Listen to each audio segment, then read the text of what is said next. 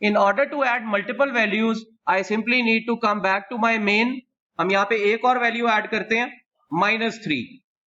हमें ये पता है कि अगर हमने इंसर्ट टेल करना है तो हमने टेल को अपडेट करना है, बट वो आपको सिर्फ और सिर्फ तब क्लैरिफाई हो सकेगा जब आपके पास यहाँ पे मल्टीपल वैल्यूज पड़ी हुई हैं. Tail would be the pointer जो कि लास्ट नोड को पॉइंट कर रहा है. Again let's come back to our code. हमने इंसर्ट टेल का कोड कॉल किया है. According to these 3 statements which are present in front of you, 3 काम होंगे. यहाँ पे एक नई मेमोरी क्रिएट होगी.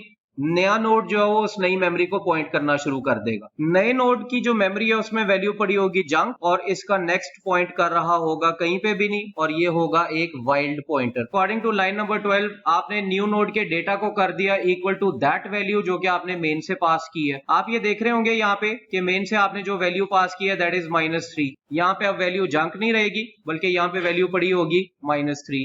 इससे अगली स्टेटमेंट के अंदर आपने लिखा हुआ है न्यू नोड का next equals to null ptr. इससे अब आपके न्यू नोड का नेक्स्ट जो है that would no longer remain as a wild pointer, it would become a null ptr.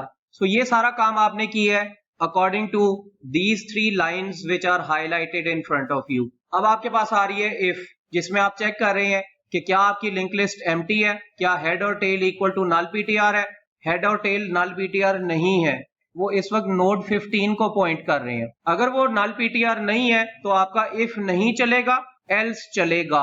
Else चलने का मतलब ये है कि आप यहां पे आके अब स्टेटमेंट्स लिखेंगे. सबसे पहले इट्स रिकमेंडेड कि आपका जो नया नोड है उसको आप अपनी लिंक लिस्ट के साथ कनेक्ट करें. उसको अपनी लिंक लिस्ट के साथ कनेक्ट करने का मतलब ये है कि आप समहाउ ये जो 15 का नेक्स्ट है जो कि इस वक्त null ptr को पॉइंट कर रहा है, इसको अपडेट करना चाहेंगे और इसको पॉइंट आप करवाना चाहेंगे not to null ptr but to the memory location of nn. How would you do it according to these 3 rules which are present in front of you.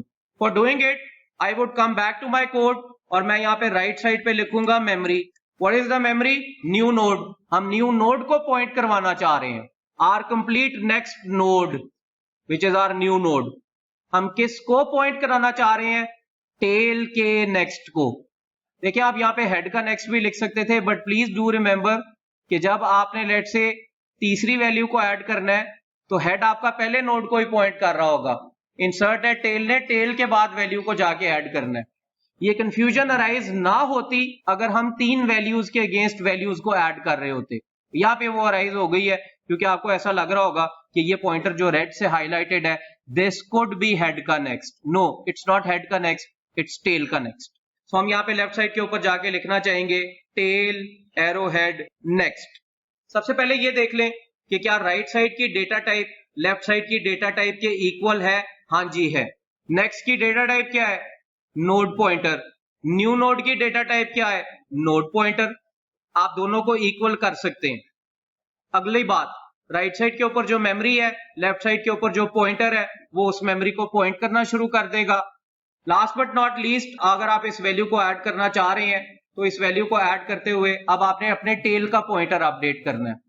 सबसे पहले आप ये देखें कि आपने टेल को पॉइंट किधर कराना है. आपने टेल को पॉइंट कराना है यहां पे. ये कौन सी मेमोरी है? न्यू नोड की मेमोरी. तो आए अपने कोड के अंदर और यहां पे आके लिखें इक्वालिटी के बाद न्यू नोड. अब लेफ्ट साइड के ऊपर आपने किसी पॉइंटर को अपडेट करना है. लेफ्ट साइड के ऊपर मेमोरी नहीं लिखेंगे आप. किस पॉइंटर को अपडेट करना है?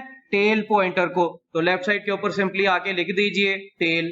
ये एक स्टेटमेंट लिखने से होगा क्या? आपका टेल अब 15 वाली मेमोरी को पॉइंट नहीं करेगा बल्कि न्यू नोड वाली मेमोरी को पॉइंट कर रहा होगा लाइक दिस. जब आप अपने प्रोग्राम को खत्म करेंगे, विच मीन्स के जब आप इस एल्स को खत्म करेंगे और अपना फ्लो जो है वो वापस ले जाएंगे to your main program over here, तो आपका यहां पे ये जो न्यू नोड का पॉइंटर है that would get destroyed. New node का पॉइंटर डिस्ट्रॉय होने का कतन ये मतलब नहीं है कि आपने उसकी मेमोरी को भी डिस्ट्रॉय किया है. This is how you have added now 2 values in your link list. Subsequent values को ऐड करने के लिए यही एल्स चलेगा. मैं आपको एक और वैल्यू ऐड करके दिखाना चाहूंगा जिससे ये क्लियर हो जाएगा कि हमने टेल के पॉइंटर को क्यों अपडेट किया और हमने हेड के पॉइंटर को क्यों अपडेट नहीं किया. Let's add our third value now.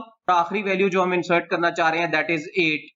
आपको ये पता है कि ये 3 लाइनें एक नए नोड को क्रिएट करेंगे सो दिस वुड हैपन, आपके पास एक नया नोड क्रिएट होगा, इसका नाम होगा NN, इसके डेटा के अंदर जो वैल्यू पड़ी होगी वो होगी 8, इसका नेक्स्ट पॉइंट कर रहा होगा नल PTR को। अब आप आए यहाँ पे अपने कोड के अंदर और देखें कि क्या हेड और tail equal to null PTR है, नहीं है। कौन सा कोड चलेगा, एल्स वाला, because it's a non empty link list. New node को आप पॉइंट कराएंगे, टेल के नेक्स्ट के पॉइंटर को पॉइंट कराएंगे।